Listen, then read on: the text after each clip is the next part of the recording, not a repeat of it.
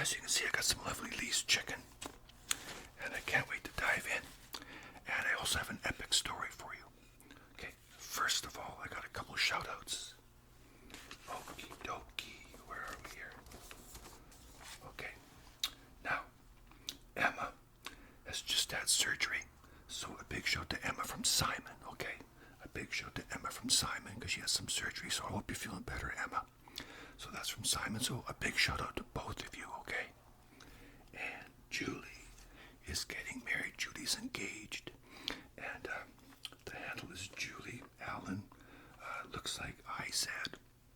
Anyways, so a big shout out to Julie and to, I guess that's Alan, but they're engaged anyway. So, or Julie's engaged anyway. So, a big shout out to Julie on her engagement, and a big shout to to all of you as well. Okay, big shout to everyone. So I got some lovely Lee's chicken here.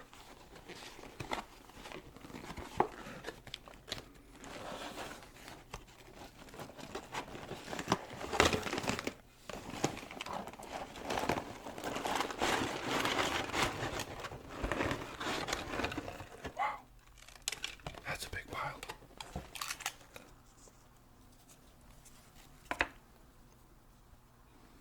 Look at that. I got gravy, and I got some beans. Yeah, let's put some gravy on there. There we go.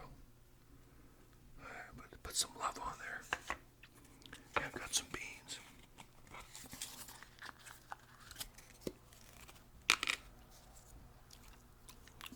Those are nice. Now, I know what you're thinking. You're thinking, wow, is that a Canadian thing, Mark? No, my dear friends, it's not a Canadian thing. This is a Mark thing.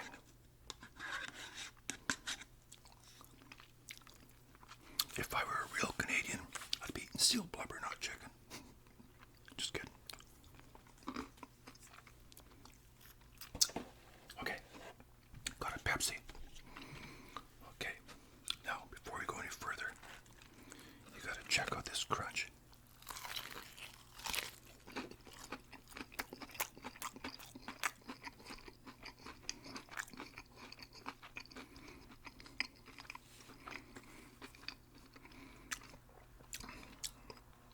Wow, that's delicious.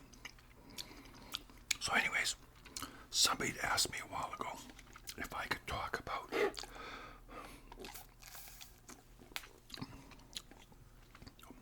I said it's a Pepsi. It's actually Dr. Pepper in a Pepsi glass. One of my viewers asked me if I could talk about my career as a chef.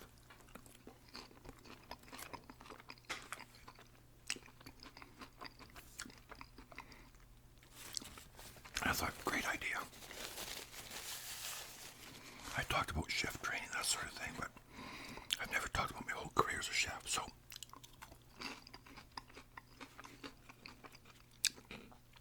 I went back to school in 1981, took the chef's training program, year-long program. During that program, they sent you out to do some practicum in different restaurants, and they sent me to this this very elegant French restaurant called Mon Maison. It's now no longer in operation, but got a lovely biscuit here. But anyways, dipped out the gravy.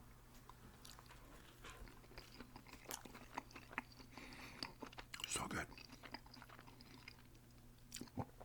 So as part of my practicum, they sent me out to this lovely French restaurant. And the first thing you notice is working in the industry, like working in a real restaurant, is nothing like the course itself. It's completely different. Because when you're working in a restaurant, like that's like the real world. You know, taking the course is kind of, like make-believe kind of, it's, you're just learning in a very controlled environment. One thing I noticed was, in this particular restaurant, they did everything in a frying pan. Everything was done in a frying pan. There was no grill, no deep fryer, nothing like that.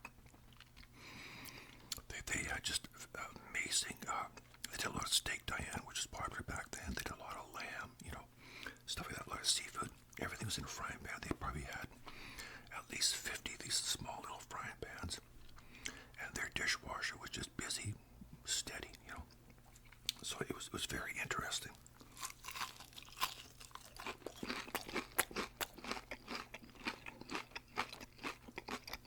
That's some crunchy chicken.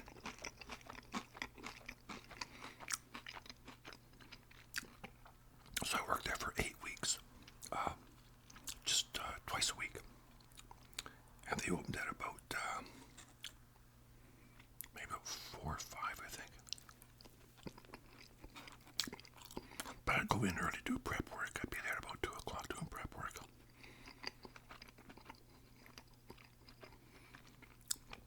It was a busy place, let me tell you. Wow.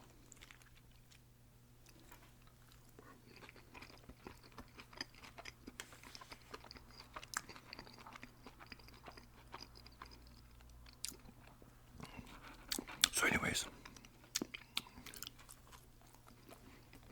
that gave me a taste of the real world. So I finished the course. I applied for a job at a local restaurant where my buddy Brian had been working. I've talked about Brian before. He's the one that inspired me to become a chef.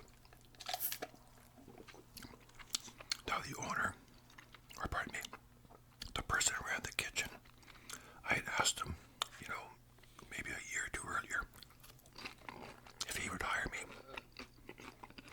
I said, no, he wants somebody who had training. So I took the course. And I applied there and he hired me around the spot.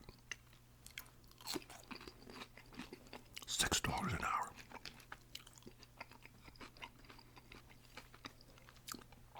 Waitresses were making $4. But they were still making more money than I was because they got all these tips, like tons of tips, and they weren't paying taxes on them. And this back in the days of the dollar bill. We have a dollar coin now, but we've had since 1987. But back then, this was the early 80s, and they had dollar bills, and they'd go back to the lunchroom with a cigarette hanging out of their mouth. They'd be counting their dollar bills, and they made money hand over fist. One young woman had gone to Hawaii just on her tips alone. She was saving for her second trip.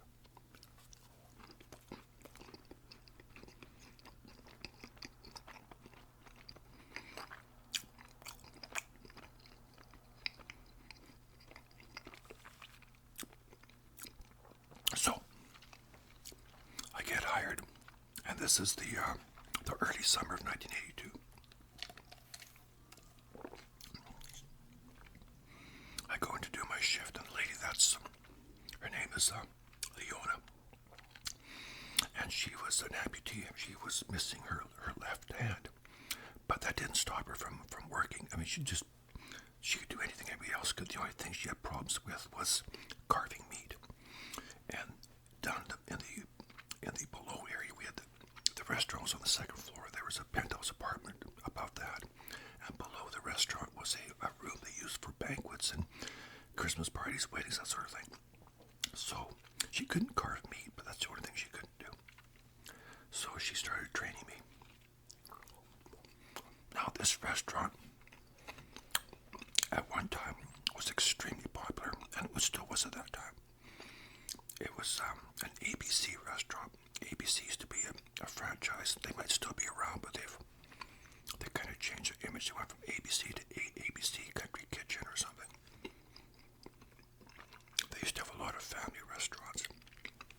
They did very well. So this restaurant was right on the highway. Had a view of the water. You're up on the second level. It was all windows. You had a great view. It was very popular. It opened at 7 in the morning. It was popular for breakfast, lunch, and dinner. And at that restaurant, we served breakfast all day. You come in any time of day and get breakfast. Now,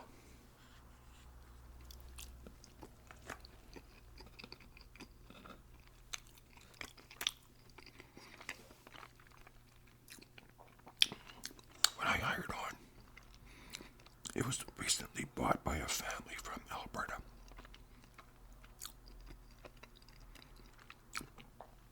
And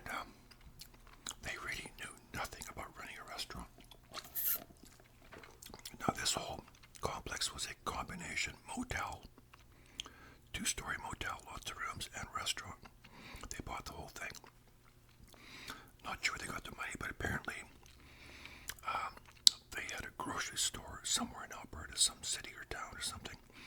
Not sure where they got the money, if they got an inheritance, but these people are probably in their late 40s, I think. Benjamin and Thelma, and their two kids, a daughter and a son. Can't remember the names of either one of the kids, but the son was quite pleasant. He just worked in the motel. The daughter was a waitress, and she was a spoiled brat because her daddy owned the whole meal, the whole restaurant and motel. She expected special treatment. Now, Leona, the lady who was an amputee, who was the head cook, she actually wasn't, she was working under a guy named Tag, T-A-G-E, spelled Tage, pronounced Tag. And anyways, so Tag was very good friends with these people that bought the restaurant, Benjamin and Thelma.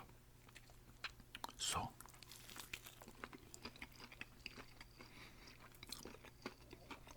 Tag worked for Benjamin and Thelma. I know it's hard to follow, but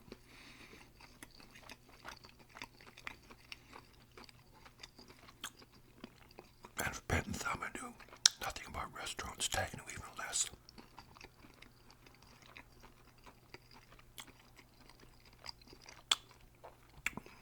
They were originally they were all from Denmark.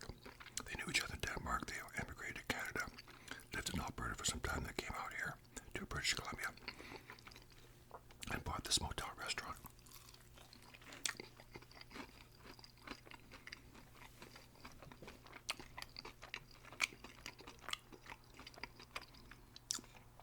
So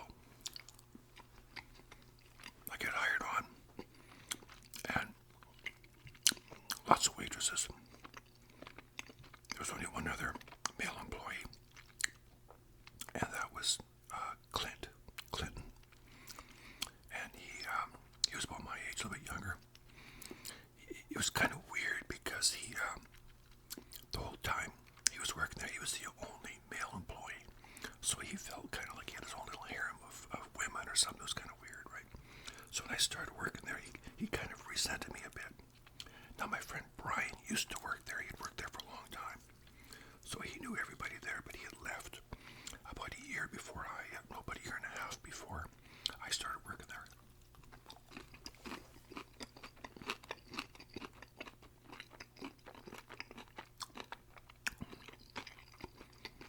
So Clint was kind of hard to get along with at first. David, that's the name of the son. Ben and Thelma's son, David. He worked in the motel. David, that was his son, their son's name. Still can't remember the daughter's name.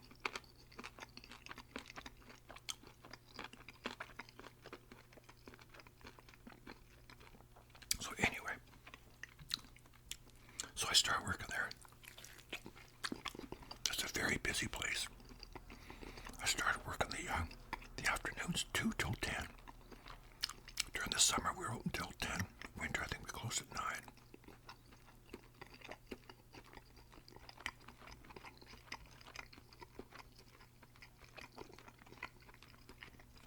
The thing about working in restaurants is it's extremely busy. And the one thing you need to learn to do is you need to learn to move your ass. We had a very extensive menu. I mean, it was everything from hamburgers. We actually had steak and lobster. We had this thing called a portofino shell, which was lobster and scallops and shrimp. And now a lot of the scallops and prawns and all that were like a Captain Highliner thing. You know, it was like a deep fryer type thing, right?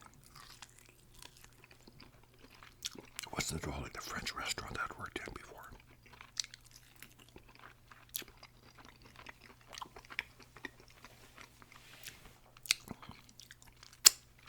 It took a while to learn the menu because they had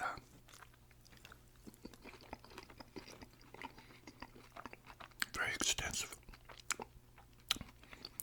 New York steak, 6-ounce, 8-ounce sirloin steak, veal cutlets, pork chops, clubhouses, all kinds of different types of hamburgers. They had a chicken dinner, a chicken snack,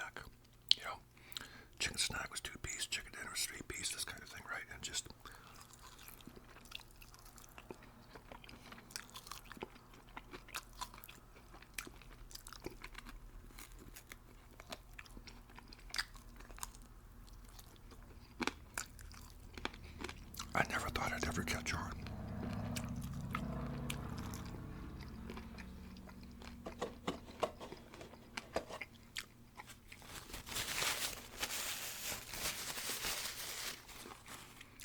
But I started to. Lunch was extremely crazy busy. After lunch, there's a bit of a lull, and you get a lot of prep done.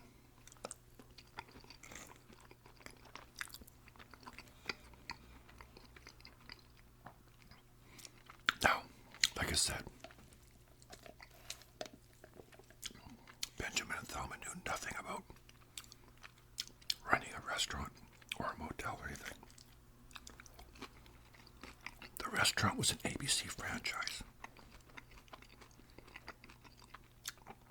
I don't think Benjamin liked paying the franchise fees and doing everything that the restaurant wanted him to do, so just before I started working there, he broke away from the franchise, which was probably his first mistake.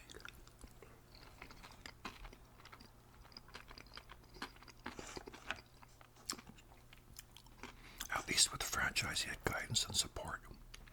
Once he broke away, he was on his own. And I'll remind you, he knew nothing about running a restaurant. Nothing at all.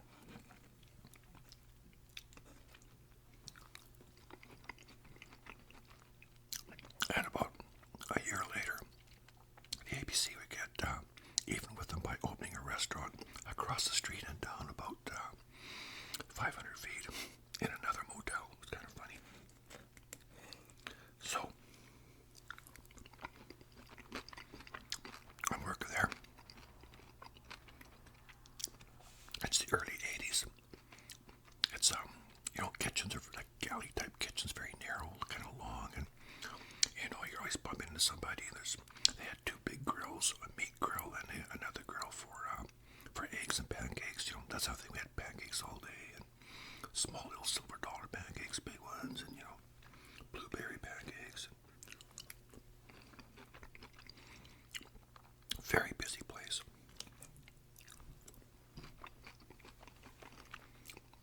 So it was like the early 80s, 82.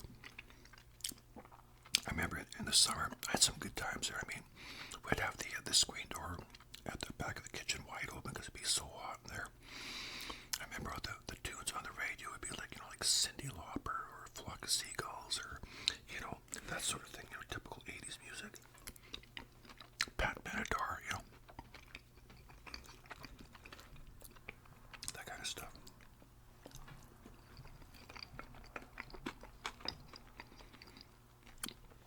So many times I hear a song on the radio reminds me of working there.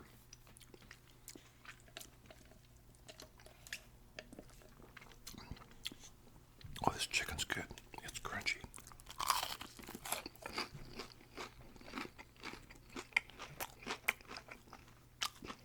Really crunchy. It's fantastic.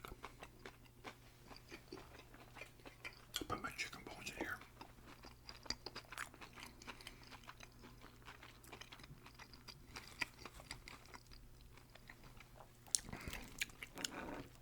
Now, one thing I noticed was, like I said, Ben and Thelma knew nothing about running a restaurant.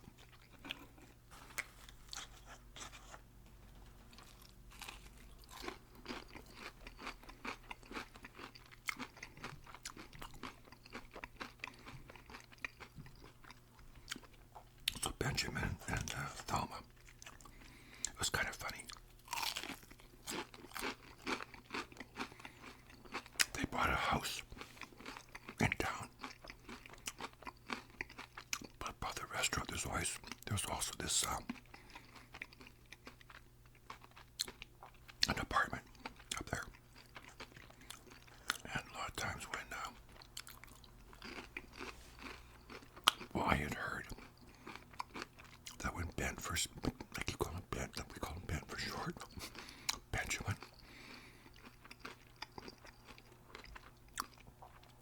Old habits die hard. When he first came out to British Columbia to buy this restaurant motel, after he bought it, he was staying in that apartment, kind of like having a playboy lifestyle. And, Benjamin liked all the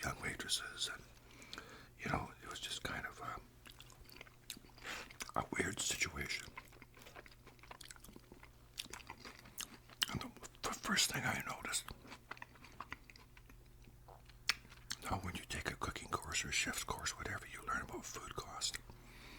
Man, their food cost was right out the window. The staff was eating them out of house and home. It was just crazy.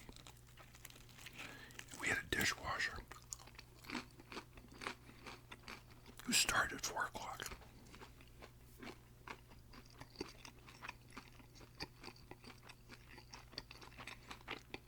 No, that was a different one. No, this one would start at, when did she start? She started at 4 o'clock, that's right. She started at 4 o'clock. And she would come in, she'd grab a 6 or an 8 ounce steak, put it on the grill, grab some prawns and scallops or oysters, put them in the basket, put them in the deep fryer, French fries, cook all that up and sit down and eat it before she started her shift. And the sad thing is everybody did stuff like that.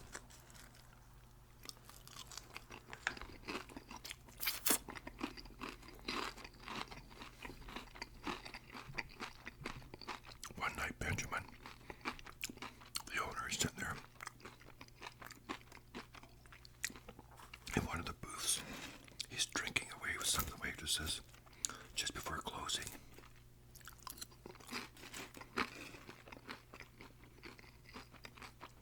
Waitress gets up, takes a beer with her, hops in a cab, and off she goes.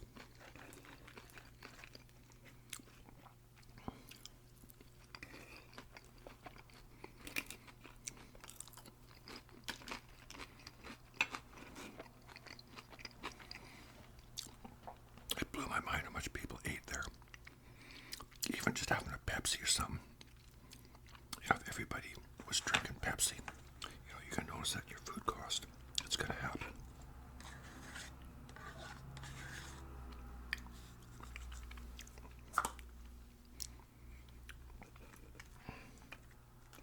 You can't be letting it go out the window like that.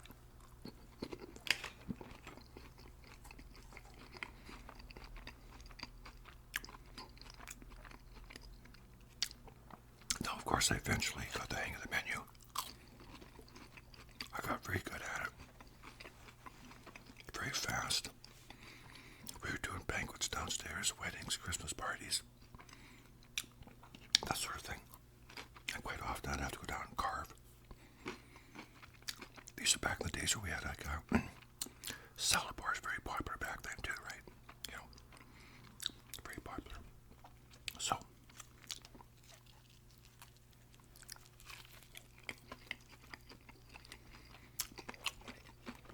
I've been working there for maybe 5 or 6 months.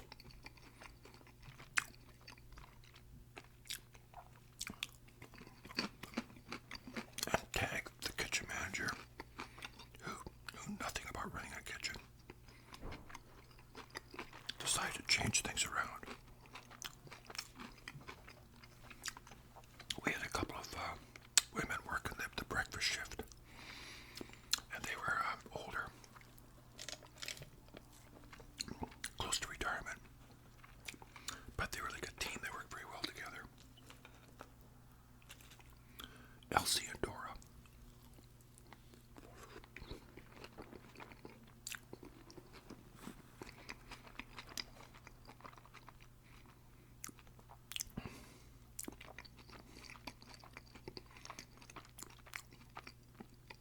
Now,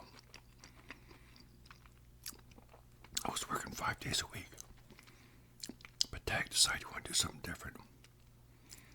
He wanted me and the other cook, Clinton, to work 2 mornings and 2 evenings and have 2 days off. It's like this swing shift. 2 mornings, 2 evenings, 2 days off. I'm not sure why he wanted to do that, but he just wanted to change it all up. So we started doing that. Now I was quite terrified of working mornings because I was not a morning person back then. I was younger. I liked to sleep in, stay up late. I was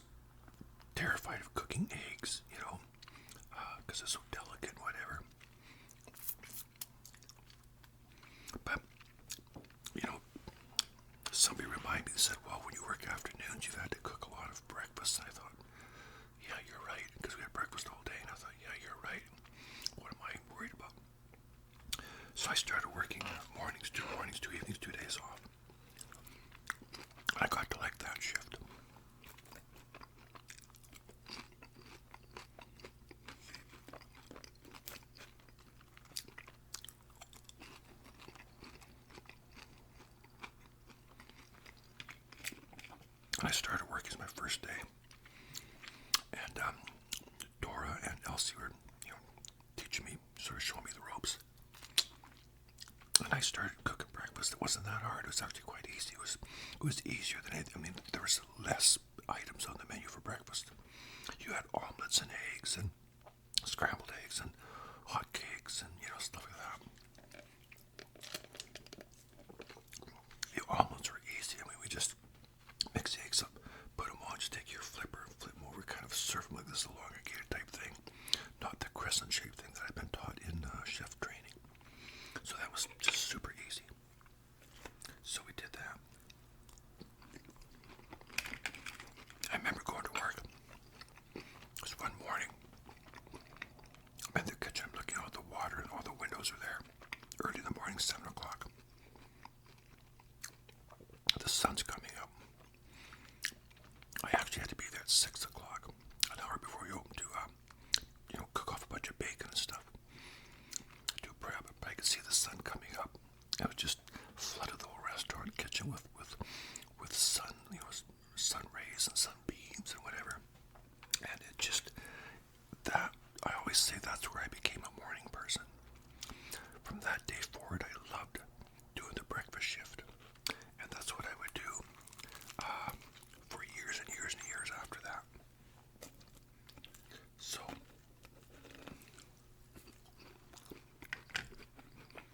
I was working there. Things are going great.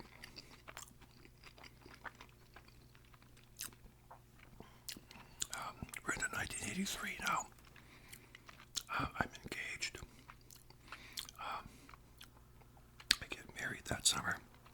I'm now a married man working. And I find out that, I'm working away one day. Now look out, there's this couple staring at me. And they're eating, they keep looking at me and staring at me. And that's weird.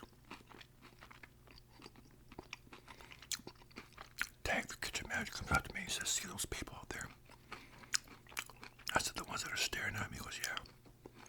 He said, "They could be your next boss." I said, "Really?" He said, "Yeah, they're thinking of buying the restaurant." Okay. Not the motel, just the restaurant.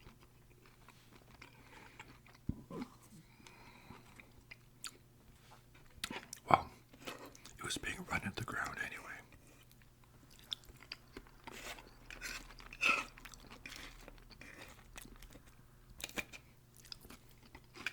Now, this lady's name was Alice, and she had a restaurant already at the north end of town that did very well. Just a coffee shop, family restaurant, not very big. This restaurant that I was working in was quite huge. It was very big, a lot of floor space, quite big, held a lot of people.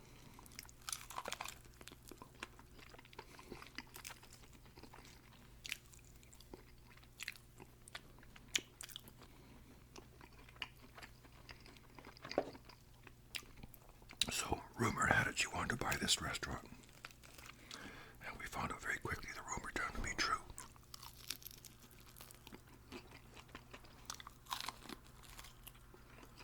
She definitely wanted to buy it. It would take about a year for that to happen. I don't know why. Maybe not quite a year, but a long time.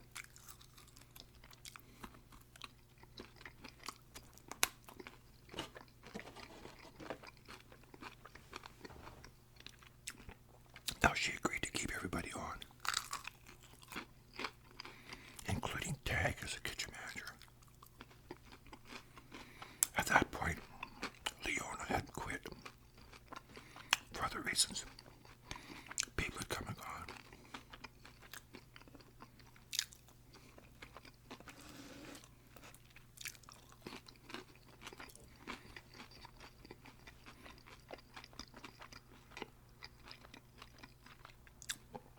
Now, prior to that, remember I told you that the people who owned the restaurant, Benjamin and Thelma, had 2 kids. And the daughter was spoiled brat.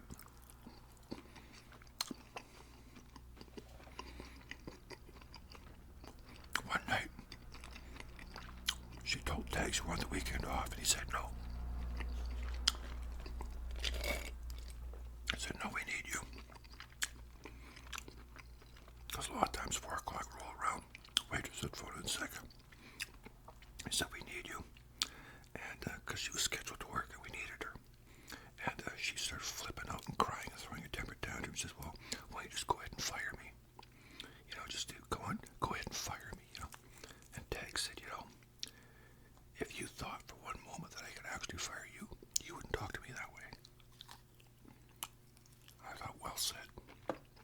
Because being the owner's daughter, he knew he couldn't fire her. And she knew it. Now, the new people, Alice, they had kids that would end up working there too.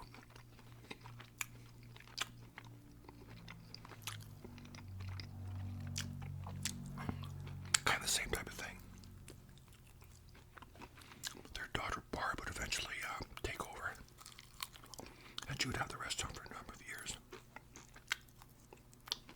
But they had a couple of daughters and a son, and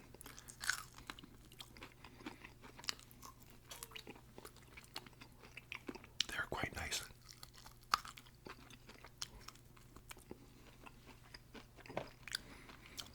Now, just prior to Alice buying the restaurant, one of the reasons that Benjamin and Thelma sold it, they were losing money.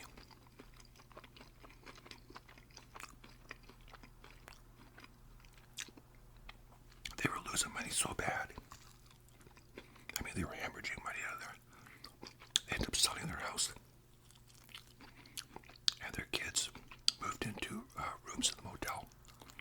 And Ben and Thelma were living in the apartment above the restaurant.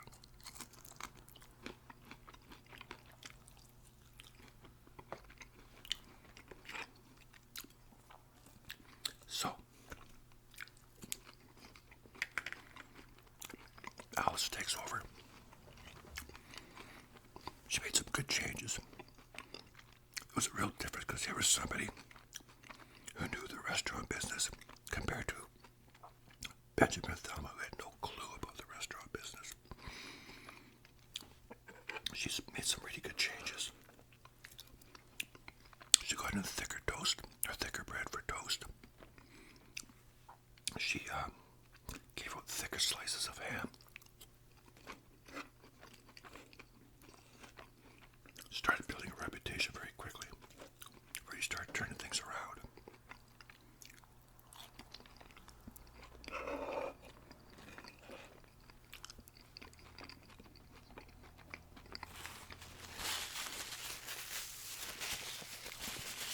People were no longer allowed to come in and cook up meals for themselves, nothing like that.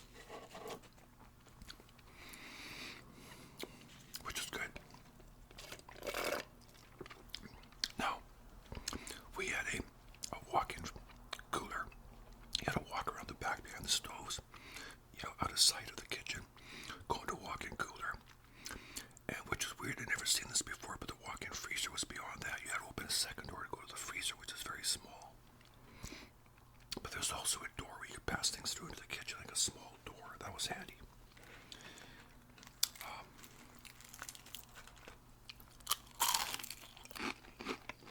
Check out that crunch.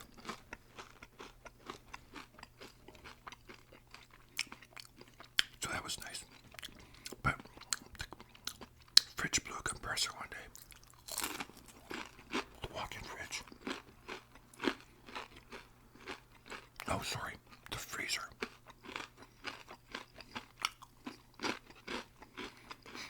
Rather than get it fixed, she went out and bought those type of freezers you have in your basement, like the big, home freezers. She had 3 of those.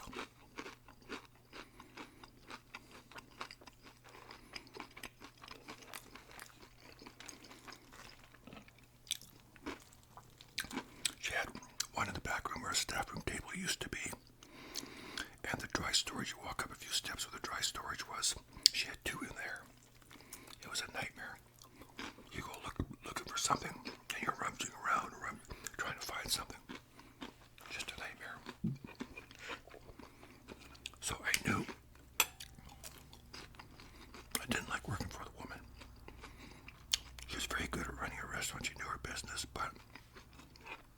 She was hard to work for.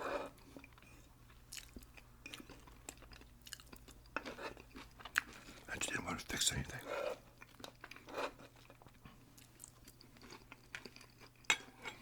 When Ben and Thelma owned it, we always called him Ben. Benjamin. When Benjamin and Thelma owned it,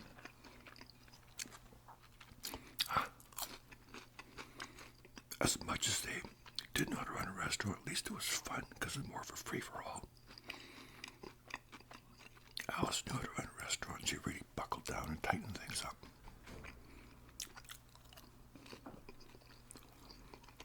So, January 1985, I knew I couldn't work there anymore. I was just tired of it.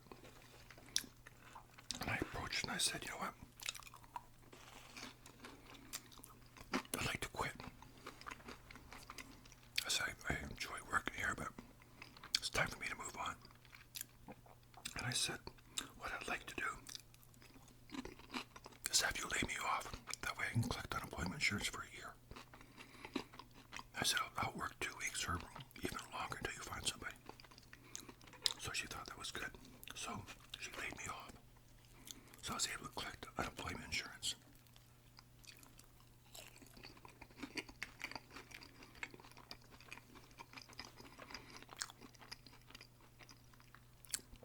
The day I walked out of there, I felt so free.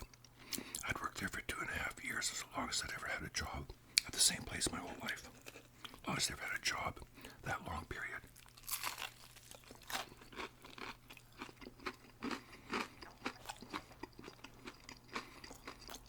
Now, I had no intention of staying on unemployment insurance because we had a baby on the way. And he would be born in August.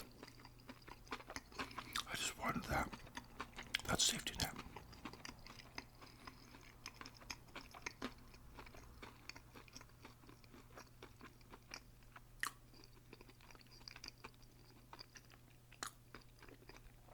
So I started working at a few jobs here and there, a few different restaurants. And it was okay, you know, but they're all kind of the same, you know, sort of, you know, low pay. I actually thought about, I got to get out of here, you know. I even worked at Pizza Hut for a while. And I thought, you know, I'm just not making any money.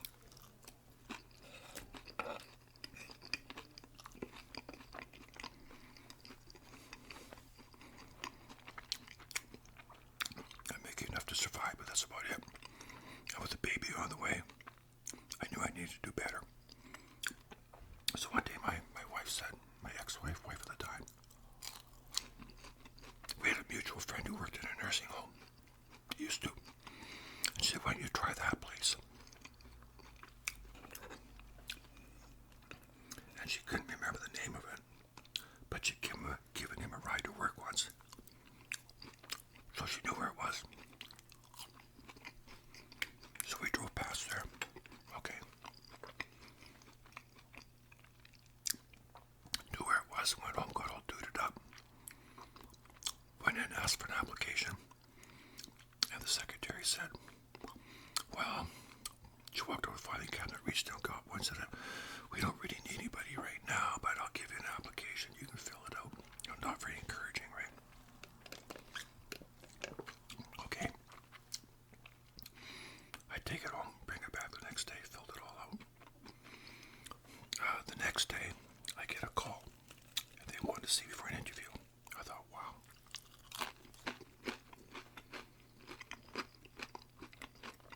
So I'm having an interview with the kitchen manager, dietitian. And she says, I see you know so-and-so who used to work there. I said, yeah. I said, that's one of the reasons I came here, because he said it was a very good place to work. And then I'm sitting there having the interview, and I noticed this guy walk by and he waves at me. And it's Tony. Tony and I would end up working together for 31 years. No, sorry, 36 years. We had worked together for 36 years. I met Tony in the shift training program. Just as I was starting, he was finishing, but that's how we met initially. So anyway, they decided to try me out. So they hired me on.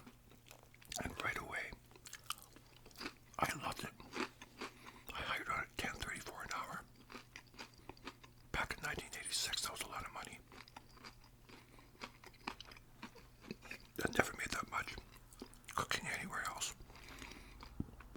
It was a union job. Benefits at, I think it was 80% dental. Pension. I remember I wasn't really concerned about the pension at the time because I was 20 years old. People said, "No, you gotta get your name in for that pension." I'm so glad I did because that pension I have now, it turned out to be a kick-ass pension. Let me tell you. Praise the Lord for that one.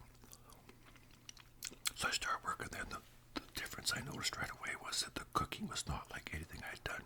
It was not fast food. We were actually preparing meals. You get orientated for mornings and afternoons. Morning is from 7 till 3. Afternoons was from 10 till 6. Yeah. And so, when they first orientated me, you got one day in each shift. I thought, I need more of that. So I came in for a second day on my own time. Didn't get paid, but I just observed.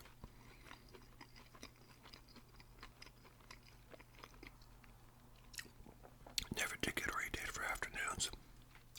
So I do a couple of morning shifts. Yeah, it's a bit tough at first, but you just do it, right? Then they phoned me and said, "We need you to work afternoons." I said, "But I've never been orientated in afternoons."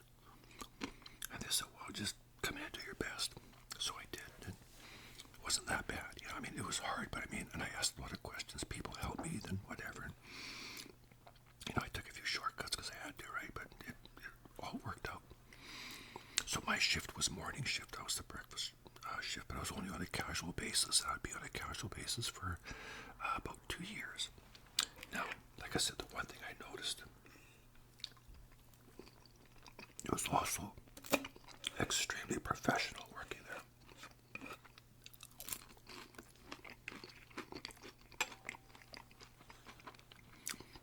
This was not a family restaurant where you had a lot of kids working there and people who were running the show didn't know what they're doing. I was dealing every day with dietitians, registered care aides, practical nurses, registered nurses, doctors, the director of care, professionals, family members. It was a whole different animal altogether, and I really liked it.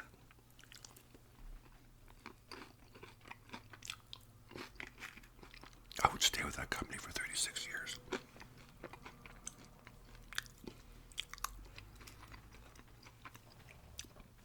So, Tony and I worked together. He was afternoon cook. Actually, no, at that time he was doing mornings and afternoons. Karen was doing mornings and Irma was doing afternoons, and I was a casual. So, because I wasn't working there all the time, I had to find another job. That made it difficult because I would get another job at a restaurant, but then when they needed me at the nursing home, to me that was more important. That took top priority, so I'd have to either phone in sick at the restaurant or just tell them I couldn't work that day or whatever, and that became difficult. Working active one time, I was working 3 different jobs, 2 restaurants and the nursing home, and then I even applied at another nursing home out of town. Worked there for a couple of days, but it was just too far to drive and just wasn't worth it. So, okay, so where was I going with that now? Okay, so anyways, I finally got a break. This one spring, because I hired on in the spring, I worked casual for about 2 years, so about 2 years later, 1988, spring of 1988, Karen, the morning cook, is in a minor car accident.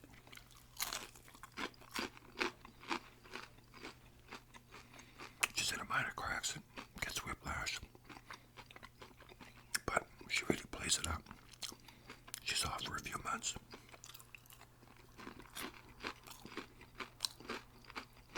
So I'm working all spring. Tony decides to go tree planting. He takes a leave of absence.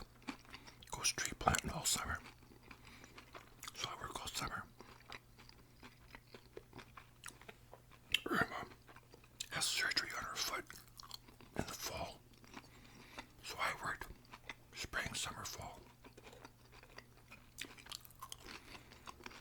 Did I say 1988? I made a mistake. That was 1987. I was still casual. That was 1987. The spring of 1987. I worked all spring, all summer, all fall. I had enough hours to get unemployment insurance, which made it a whole lot easier. That way, I could sit at home on collecting unemployment insurance and wait for them to call me. And they did quite a bit, so it was just a lot easier. By the spring of '88, I now got a permanent position because Irma retired. She retired from afternoons. Tony moved from mornings and afternoons into afternoons. Karen, who came back to work, moved from mornings to the morning and afternoon position. And I moved into Karen's position, which was strictly mornings, which is where I would stay until I retired. It was a good place to work.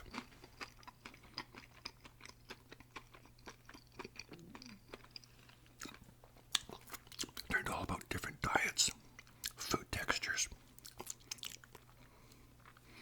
swallowing issues, this sort of thing. Had to puree a lot of food, mince a lot of food, dice a lot of food.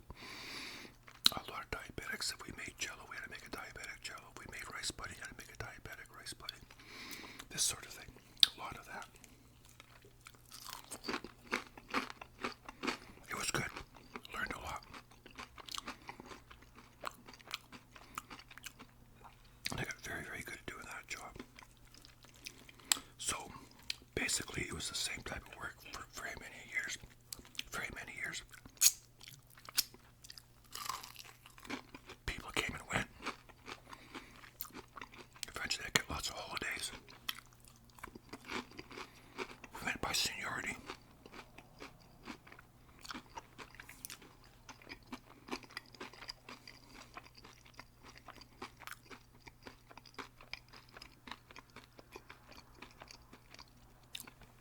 Karen finally retired.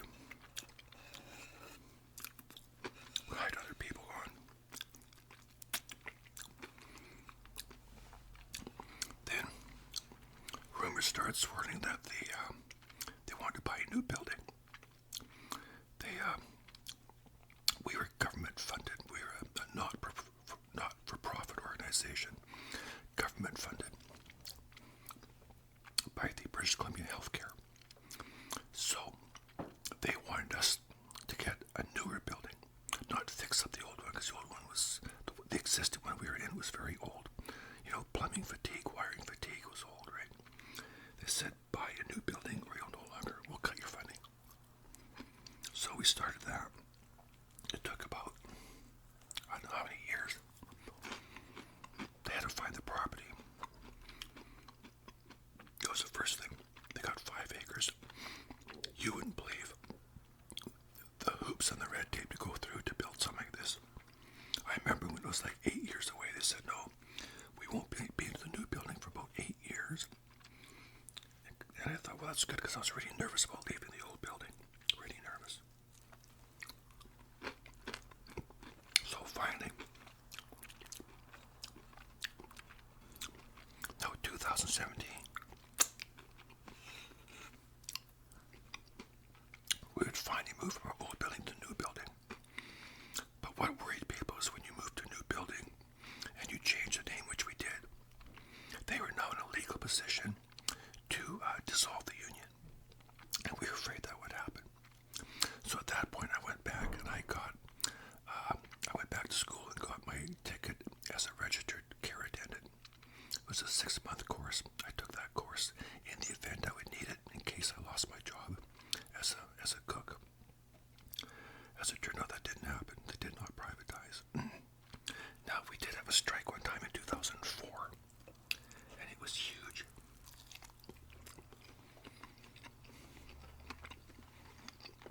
The government at that time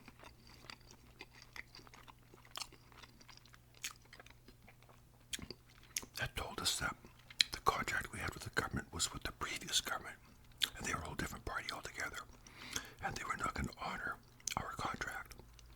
So they ripped it up.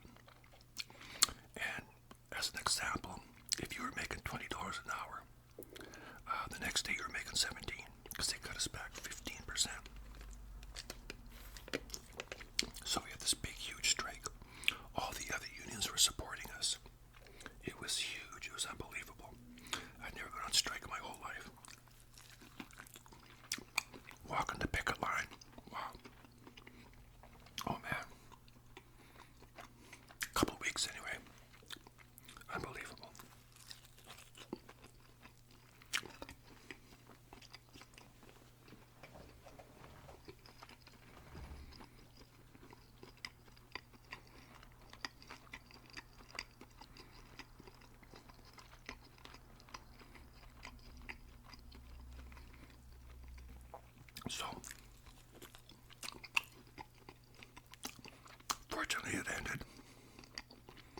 I went back to work. Wasn't really the same because we lost 15% of our wages and benefits. It was hard going back to work after that. So, in 2017, we moved to the new building.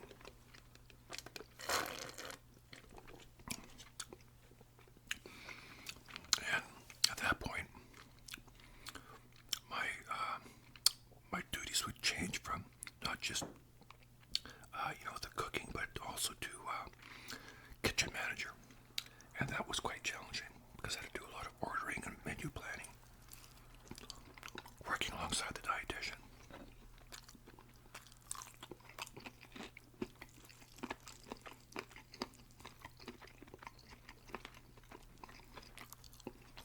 A little bit more money.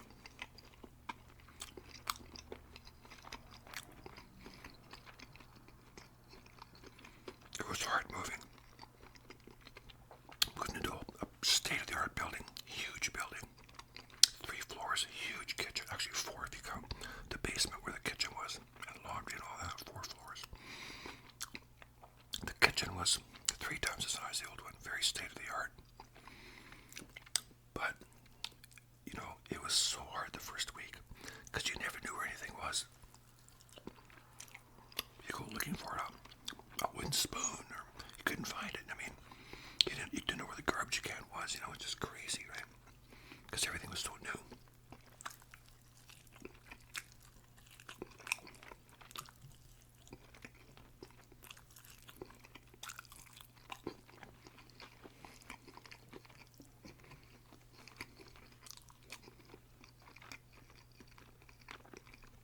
But eventually we got used to it. I loved the new building right away, just loved it. So much room, so state-of-the-art, brand new everything. Brand new everything, it was wonderful. But it was challenging. Doing so much extra work, I missed just coming in cooking. I missed that. I wasn't ready to cut over the paperwork and that sort of thing. You get a lot of grief doing that job. So in May of 2022, when it came time to retire, that's what I did. I retired.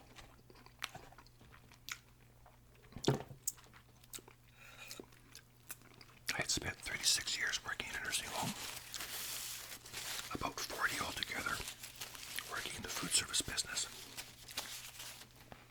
So that, my friends, just like my chicken, that's the end of the road. So that's my cooking career right there, basically in a nutshell. I lost a lot of co-workers along the way. A lot of people left, retired, passed away. Had a lot of good times, lots of fun at Christmas parties. Learned a lot.